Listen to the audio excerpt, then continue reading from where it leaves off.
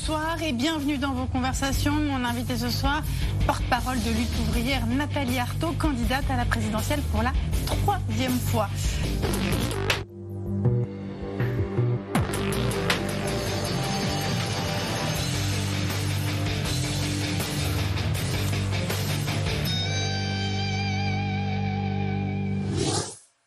Nathalie Arthaud, bonsoir. Bonsoir. Ravie de vous accueillir sur ce plateau.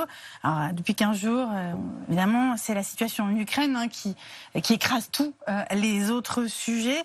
Emmanuel Macron a réuni un sommet donc, des dirigeants européens à Versailles. On va l'écouter, il exprime son inquiétude, son pessimisme, c'est il y a quelques instants. Cette décision est une décision unilatérale de la Russie et rien ne justifie le choix de faire une guerre. Rien ne justifie contre un peuple frère et rien ne justifie ce qu'on a vécu par exemple à Mariupol. Je ne vais pas ménager les efforts pour essayer d'obtenir ce cessez-le-feu qui est si important et la possibilité d'essayer d'avoir une sortie du conflit qui puisse être politique. Mais je l'ai dit aux Françaises et aux Français, et je vous le dis avec la même honnêteté, je suis inquiet, pessimiste et c'est aussi pour ça que je crois que notre Europe doit être au rendez-vous.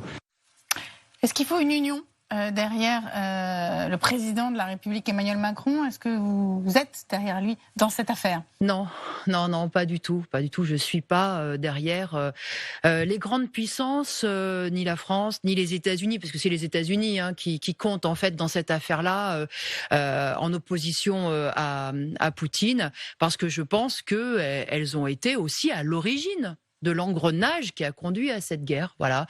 Je pense que Poutine a fait le pas décisif vers cette guerre fratricide. Il l'amène de façon monstrueuse et on est bouleversé devant chaque image qui nous viennent d'Ukraine. Enfin voilà, ces femmes, ces hommes qui se terrent, qui sont terrorisés, ces morts, ces bombardements. Enfin bon. Mais encore une fois, c'est une rivalité. Et dans la rivalité, on est deux. Et voilà, c'est à l'image de ce monde impérialiste où finalement, c'est une guerre économique de tous les moments qui peut en effet dégénérer en guerre dont sont malheureusement victimes toujours les peuples. Alors on va y revenir évidemment là-dessus. On va écouter, si vous voulez bien, Robert Ménard, qui est donc le maire de Béziers, soutien de Marine Le Pen, qui d'habitude ne mâche pas ses mots contre Emmanuel Macron, contre l'Europe. Et là, vous allez voir, eh bien, on a un Robert Ménard plus doux que jamais. Moi, j'ai pas envie d'affaiblir le chef de l'État quand il mène des discussions. Enfin, on peut pas lui reprocher de ne pas avoir tout fait pour éviter la guerre. Alors évidemment, c'est pas un succès, mais enfin, qui pouvait savoir que ce serait un succès ou pas? Et par ailleurs, je constate avec bonheur que l'Europe, pour une fois, vous savez, se fait entendre, prend un certain nombre de mesures, tape du poing sur la table, c'est-à-dire, en gros, l'Europe dont on rêvait, c'était une Europe forte, une Europe qui soit capable de peser sur la scène internationale. J'ai le sentiment qu'elle est en train de naître. Donc même les amis de Marine Le Pen disent du bien d'Emmanuel Macron, de l'Europe qui est en train de naître. Oui, ça vous inspire des petits sourires. Mais oui, parce qu'en réalité, ceux qui mènent la danse, encore une fois, ce sont les Américains avec Poutine, en confrontation avec Poutine. C'est la grande puissance qui domine, qui a été à l'origine des choix de l'OTAN, qui a été de ceinturer en effet la Russie de bases militaires, qui a été d'exercer une pression toujours plus forte aux frontières même de la Russie. Et c'est en fait, vous savez, dans tous ces rounds diplomatiques, ce qui compte, c'est les discussions qu'il y a en ce moment entre Poutine et Biden. C'est ça qui compte. Alors on n'en entend pas parler. Là, évidemment, on a le prisme français. Alors, il faut toujours applaudir notre gouvernement qui essaye de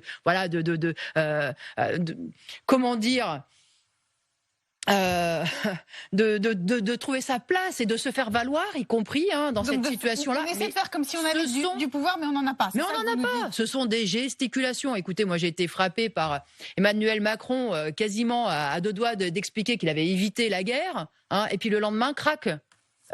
Poutine envahissait l'Ukraine.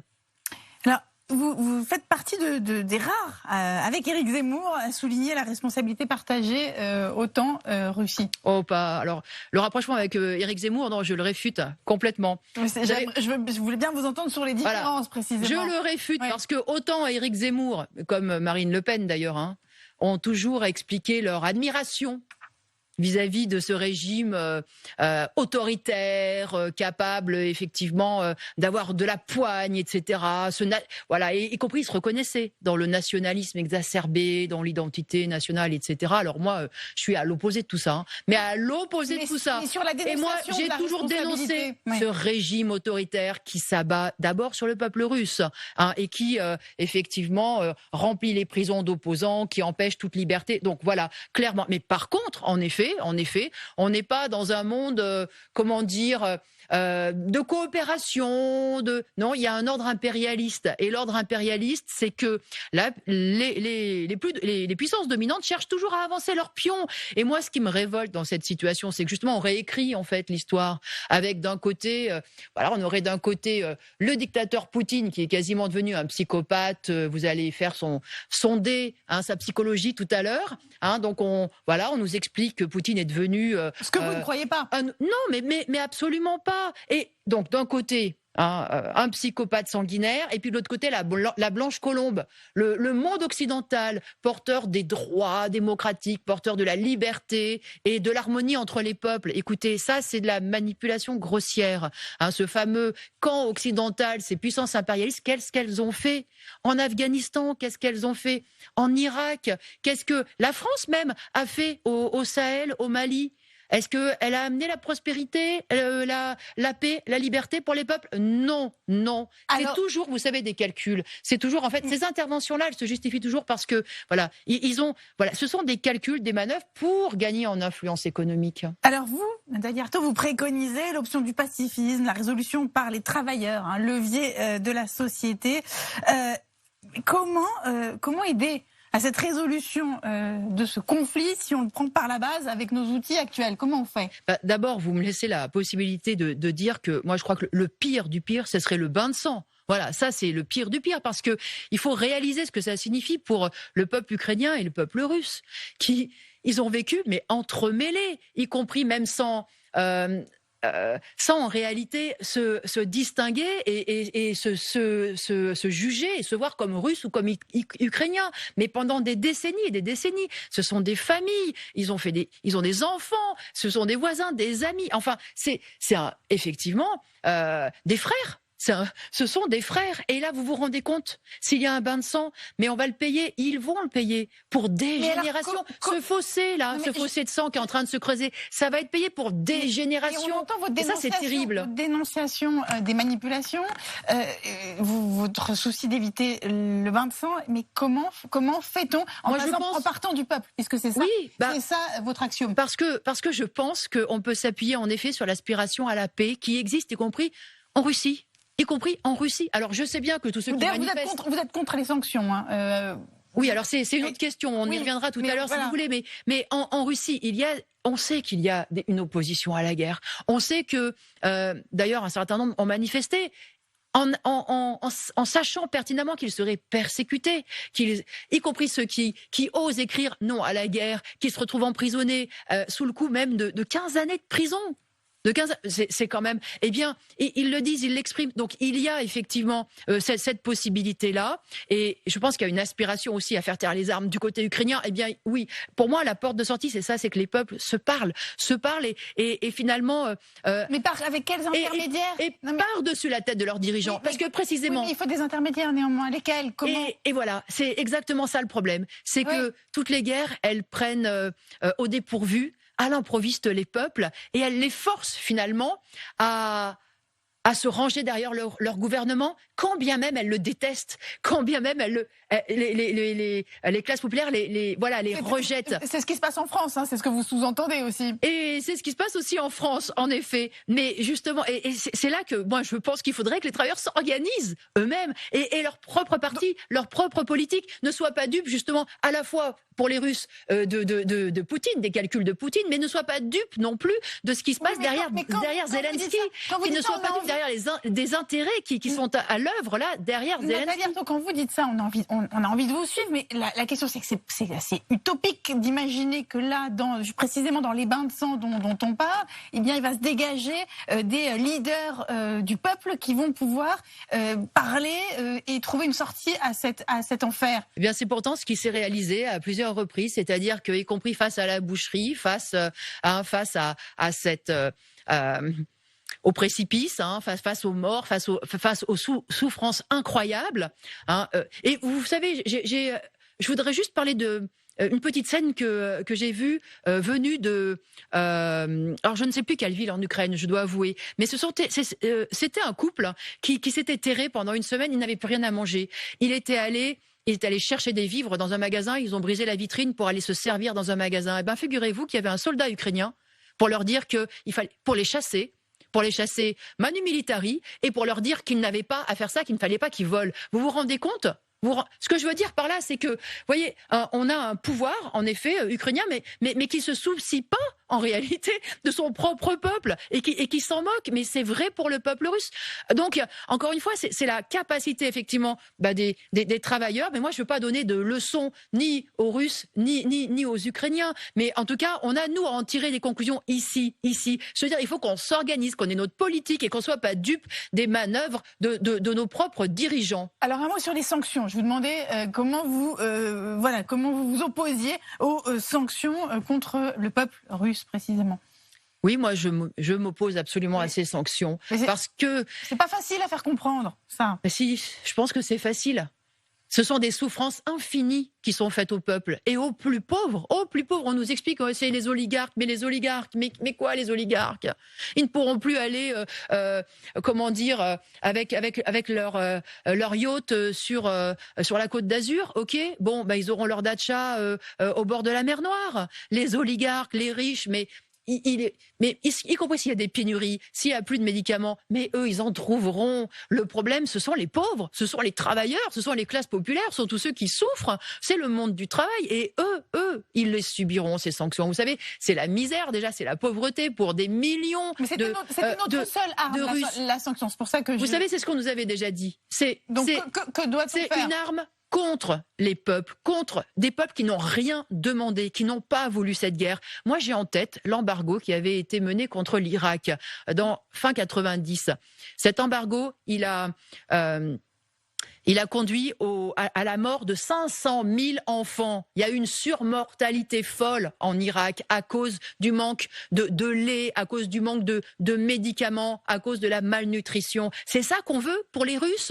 Mais rendez-vous compte que si on inflige ce genre de souffrance à un peuple, c'est la meilleure façon de le souder précisément contre son régime dictatorial. C'est la meilleure façon de le jeter dans les bras de Poutine. Donc voilà, c'est exactement ce qu'il ne faut pas faire. Moi, je suis tout à fait d'accord. On peut confisquer tous les biens. D'ailleurs, les confisquer. Les biens des oligarques, c'est pas un problème, mais c'est pas de cela dont on parle quand on parle de sanctions. Encore une fois, c'est le peuple qui va le subir et moi je suis absolument contre. Alors, quid de la question des réfugiés de guerre ? Vous avez vu que certains ont essayé là tout récemment de faire une distinction, comme Guillaume Pelletier, le porte-parole d'Éric Zemmour, donc une différence entre des réfugiés déplacés européens et chrétiens que sont les Ukrainiens et des migrants économiques, je cite Guillaume Pelletier, des migrants économiques venus de la sphère arabo-musulmane qui sont en train de mettre en péril notre civilisation. Ça vous inspire quoi, Nathalie Arthaud ? Ça m'inspire de la révolte, ça m'inspire de l'écœurement, ça m'inspire du dégoût, voilà, tout simplement. Moi, je peux vous dire que je me suis identifiée aussi aux femmes et aux hommes qui étaient sous les bombardements à Alep, voilà. Je me suis complètement identifiée comme je m'identifie aujourd'hui à ceux de Kharkov ou de Mariupol. Ce sont les mêmes. Nous sommes les mêmes en réalité. Quand on a son monde qui s'effondre là sous un déluge de bombes, oui, on a besoin de trouver un refuge quelque part, et y compris quand nos mondes s'effondrent parce que c'est la misère et parce qu'on est chassé par la pauvreté. Donc pour moi, c'est la même chose. Et moi, je dis clairement bienvenue aux réfugiés et bienvenue y compris à ceux qu'on appelle les migrants. Parce que dans ce monde-là, oui, il y a des millions de femmes et d'hommes qui ne peuvent pas vivre là où ils sont nés. Parce que précisément, c'est un monde qui tourne pas rond, c'est un monde qui affame des régions entières. Eh bien, ces femmes et ces hommes, ils ont 2 jambes, ils ont 2 bras, ils essayent de survivre, de passer des mers, des océans, et il faut leur permettre de circuler, leur permettre de vivre dans ce monde que, je précise, dans ce monde qui regorge de richesses. Alors, un tout petit tour quand même en France, puisqu'on est en pleine campagne présidentielle, même si ça, voilà, on a un peu tendance à l'oublier. Vous avez entendu ce matin sur RTL, Gabriel Attal, le porte-parole du gouvernement, annoncer que l'âge de la retraite serait progressivement repoussé à 65 ans. Ça a fait réagir évidemment les autres candidats à la présidentielle, notamment oui, Fabien Roussel et Marine Le Pen. On les écoute évidemment et on vous entend. La retraite à 65 ans, vous vous imaginez? J'aimerais bien que les Français essayent de penser à l'état des professeurs des écoles, des infirmières, de ceux qui ramassent les poubelles, de ceux qui ont des métiers difficiles, ceux qui sont dans l'industrie, dans l'automobile, dans le ferroviaire. C'est comme ça qu'on va réussir à rendre attractifs ces métiers. Notre choix de société, c'est pas de faire travailler les Français jusqu'à 65 ans. La retraite à 65 ans, c'est profondément injuste, objectivement. Ça veut dire qu'il y a un maximum de gens qui n'arriveront jamais à la retraite et qui, en réalité, ne pourront en sortir qu'à 67 ans. C'est en même temps injuste et totalement déraisonnable. Alors vous, Nathalie Arthaud, dans votre programme, c'est 60 ans l'âge de la retraite. Bah oui, c'est 60 ans. Moi, ça me révolte. En effet, est-ce que vous connaissez l'âge, l'espérance de vie en bonne santé pour les ouvriers? L'espérance de vie en bonne santé, c'est 60 ans en France, en bonne santé. Alors qu'est-ce que ça veut dire? Qu'est-ce que ça veut dire 65 ans? Ça veut dire qu'on n'a pas de retraite en fait. Voilà. Alors la réalité, elle est bien plus, pragmatique, parce qu'en fait à 55, 56, 57, quand vous êtes cassé au boulot, vous êtes viré. C'est tout. Vous vous retrouvez au chômage. Donc en fait, monter la retraite à 65 ans, ça veut juste dire que pour les travailleurs qui font les métiers les plus durs, les plus pénibles, pour les ouvriers, pour les plus exploités, les femmes, eh bien ça veut simplement dire qu'ils se retrouveront au chômage plus longtemps, et ça veut dire qu'ils se retrouveront avec rien du tout pour vivre à la retraite. Donc c'est une ignominie de plus. Et moi je dis, mais pourquoi ce qui était possible il y a 30 ans ne l'est plus aujourd'hui? Qu'on m'explique pourquoi. Est-ce que la France est devenue plus pauvre? Est-ce que la productivité a chuté, s'est effondrée? Qu'est-ce qui s'est passé? Qu'est-ce qui justifie ça? Alors, j'ai quand même une question, parce que quand je vous entends, quand je vois votre passion, j'ai du mal à comprendre comment Lutte ouvrière, au fond, le parti que vous représentez, continue de chuter. Les intentions de vote de Lutte ouvrière chutent. On a eu. Elles peuvent pas beaucoup chuter. Non, là, elles peuvent plus beaucoup chuter. On est d'accord. Là, on est à peu près à 0,6% d'intention de vote. Mais attendez, en 95, c'était 5,30% au premier tour. 5,72% en 2002. Alors, comment ça chute comme ça, Nathalie Arthaud? Vous ne parlez pas des scores de 2007, vous parlez pas. Vous savez, les scores électoraux, pour nous, ça vient souvent aussi en fonction de l'état d'esprit du monde du travail. Est-ce qu'il y a de la combativité? Est-ce qu'il y a effectivement des luttes, des grèves, etc. Parce que vous savez, ce qui distingue ma candidature, c'est de dire que les travailleurs, ils peuvent faire les choses eux-mêmes, ils peuvent se défendre. Il ne faut pas qu'ils comptent sur un sauveur suprême, le prochain président de la République, etc. Mais au moins un porte-voix, si vous voulez, sans être un sauveur. C'est précisément parce que on nous éduque à l'idée qu'il faut remettre notre sort dans des politiciens professionnels, que quand moi je ne mange pas de ce pain-là et que je dis c'est à nous de faire les choses, c'est à nous de nous battre. Une politique professionnelle, vous aussi, mais pas du tout, absolument pas. C'est pas une insulte dans ma bouche. Je ne suis pas du tout une politique professionnelle, tout simplement parce que je gagne ma vie en étant enseignante. Je suis une militante. Et moi, je passe plus de temps d'ailleurs à faire grève et à manifester que sur les plateaux de télé. Donc non, je clairement. Mais quand je dis que ce sont aux travailleurs de faire eux-mêmes, oui, réellement, collectivement. Moi, ce que je vois, c'est que pendant la pandémie, regardez, la société elle a continué de tourner. Pourquoi ? Parce que les femmes et les hommes du monde du travail, ils savent faire le travail. Ils n'ont pas besoin de chefs comme ça en permanence au-dessus d'eux. Eh bien, moi, je pense qu'ils sont capables non seulement d'organiser leur lutte, de se défendre et même de diriger la société. Donc, c'est cette idée-là. Alors, vous comprenez, c'est tellement à contre-courant de tout ce qu'on entend. Donc, il ne faut pas s'étonner qu'on soit en effet quelque peu minoritaire. Mais est-ce qu'il n'y a pas une érosion au fond de la conscience de classe ? une sacrée érosion. Eh bien, je ne dirais pas ça, même parce que vous voyez, quand il y a un mouvement contre les gilets, comme les gilets jaunes, par exemple, on va la voir ressurgir. Oui, mais enfin, justement, Quand ça s'est pas traduit politiquement dans cette campagne présidentielle. Surtout, ça s'est pas traduit dans les entreprises. Et c'est là que d'ailleurs le mouvement a connu une limite. C'est-à-dire que si on n'est pas en mesure de demander des comptes aujourd'hui au grand patronat, voilà, sur l'argent qu'il y a, sur pourquoi il y a ce sont toujours les dividendes qui passent avant les profits, les dividendes et les profits qui passent avant les salaires, avant les emplois. Voilà, si on n'est pas en capacité de mener ce combat-là, c'est-à-dire au cœur même du système capitaliste, en effet, souvent les révoltes, ce sont des coups d'épée dans l'eau. Mais ça veut dire que les travailleurs ont loupé le coche des... Mais vous inquiétez pas, les travailleurs, ils sont au boulot, c'est eux qui font tourner la société, ils subissent l'exploitation, et même s'il y a une lutte qui ne s'est pas développée, je peux vous dire que ce qui nous attend demain, c'est des luttes importantes, surtout si on pousse la retraite à 60, si un gouvernement se permet, ose aller sur la retraite à 65 ans, ou ose à encore infliger des reculs, je peux vous dire qu'il y aura forcément des réactions, en tout cas, moi, j'en serai. Alors maintenant, c'est le moment d'accueillir le directeur adjoint de la rédaction du Point, Christophe Onodibio, qui vient mettre son grain de sel. Bonsoir. Cher Christophe, bonsoir. Je regardais, là, j'étais en train de vérifier un peu la biographie de Trotsky. Je me suis aperçu qu'il était né en Ukraine, au sud de l'Ukraine, qu'il avait étudié à Odessa, et que son pseudonyme Trotsky venait du nom d'un de ses geôliers à Odessa. Est-ce que vous pensez à lui en ce moment ?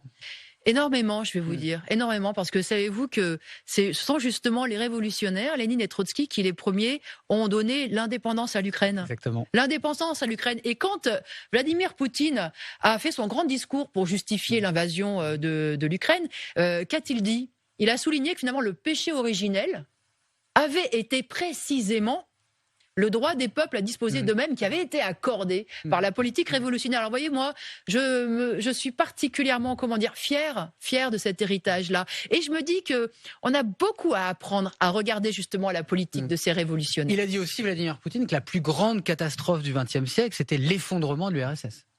Ah mais il place clairement ses pas dans le stalinisme. Voilà, dans le régime stalinien. Lui, il s'y reconnaît complètement. C'est-à-dire tout ce que nous avons combattu, cette caricature sanglante qui a été le stalinisme, cette caricature donc du communisme qui a été... Caricature du combat du peuple, hein, c'est ça ? Oui, parce qu'effectivement, il y a une bureaucratie qui a confisqué le pouvoir au peuple, aux ouvriers et aux paysans. Et vous savez, juste une petite chose, je ne vais pas être trop longue là-dessus, mais... La révolution, elle s'est déclenchée précisément en pleine guerre, en pleine Première Guerre mondiale, alors que les paysans et les ouvriers servaient de chair à canon. Alors ils ont mis du temps, ils ont mis 3 ans, ils ont mis 4 ans pour réaliser que ça pouvait pas continuer comme ça, et que pour sauver leur peau, il fallait qu'ils retournent leurs armes contre leurs généraux, contre le tsar justement, qui les condamnait à cette guerre. Eh bien écoutez, moi je me dis que ce genre de révolte, elle peut exister aussi dans le cadre de la guerre qu'on connaît aujourd'hui. Faites le parallèle, voilà, mais oui, avec sûr. Un nouveau tsar. Alors justement, vous parliez des gilets jaunes avec Anna à l'instant. J'ai lu une interview de vous où vous parliez aussi des gilets jaunes, où vous disiez ils ont été réprimés dans la violence. J'appelle ceux qui veulent changer les choses à s'organiser pour se défendre, y compris en retournant les mêmes armes. Là, ça fait un peu peur. C'est la guerre civile. Alors là, vous aurez du mal à me faire passer pour une violente. Non, je vais faire passer pour rien du tout. Justement, j'étais étonné. Tous les gouvernements et tous ceux qui les mêmes armes, retourner les mêmes armes. Et tous ceux qui se baladent là sur les plateaux en ce moment, nous expliquant qu'il faut qu'on se réarme jusque là, et que d'ailleurs la militarisation à marche forcée, etc. Vous aurez du mal. Alors c'est quoi retourner les armes ? C'est quoi les armes en l'occurrence là, les mêmes armes. C'est-à-dire que en effet, il faut qu'on s'organise absolument pour pas être réprimé, pour pas être réprimé. Donc, avec les mêmes armes, c'est-à-dire eux, ils ont les armes. Si vous parlez de l'armée et de la police, ils sont armés. Les flashballs, et qu'on s'organise en tout cas pour. Il faut des flashballs pour les gilets jaunes. En tout cas, il faut se préparer à être réprimé et. En effet, il faut pas baisser les bras. Donc, la violence reste une option. Face à ce genre de situation, je pense que pour tous ceux qui cherchent à se défendre et à se protéger, c'est une option autant qu'en Ukraine aujourd'hui.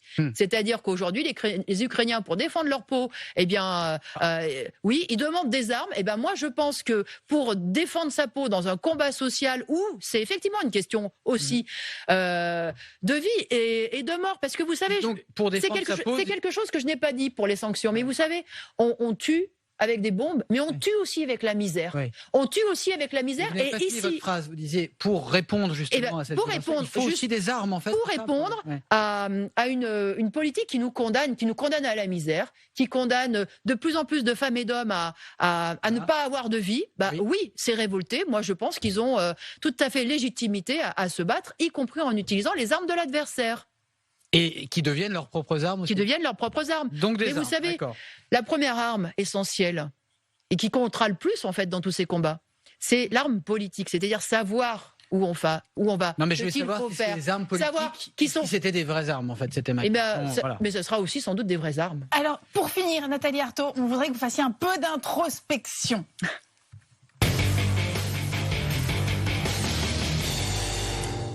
Quelle question auriez-vous aimé que nous vous posions, Christophe ou moi? Ouais. Alors là, c'est vrai que c'est rare que je me mette dans cette situation-là. Je dois avouer que vous me prenez complètement là à l'improviste. On espère bien. Je sais pas, moi. On vous en a posé beaucoup des questions. Par exemple, là, est-ce que vous pensez que demain on sera obligé à cette politique-là du sang et des larmes? Voilà. Parce que, vous voyez, moi, c'est ce que j'ai entendu aussi dans le discours d'Emmanuel Macron il y a une semaine. Il nous a expliqué qu'on n'était pas en guerre contre la Russie, mais enfin, c'était un ton très guerrier et c'était en gros, moi, tout ce que j'ai à vous promettre. Le sang et les larmes. C'est du sang et des larmes. Et la réponse Nathalie Arthaud ? Non, on ne doit pas se résigner au sang et aux larmes. Et que quand justement on nous dit c'est la guerre et il faut serrer les coudes, l'union nationale, eh ben non, l'union nationale, les sacrifices, c'est les plus riches qui doivent les faire. Eh bien, merci Nathalie Arthaud d'avoir été avec nous. Merci cher Christophe, on se retrouve tout à l'heure.